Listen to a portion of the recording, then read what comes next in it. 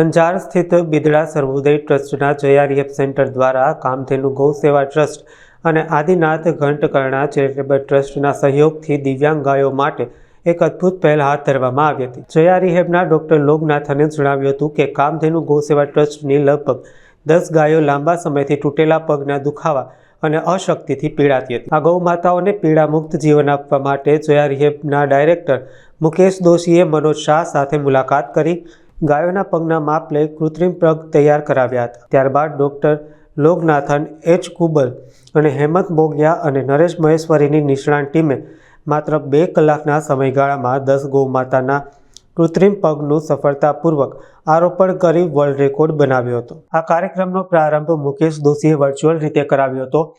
ટ્રસ્ટના ચેરમેન વિજય છેડાએ પ્રાસંગિક ઉદ્બોધન કર્યું હતું અને મનોજ શાહે ટ્રસ્ટને દાનનો ચેક અર્પણ કર્યો હતો।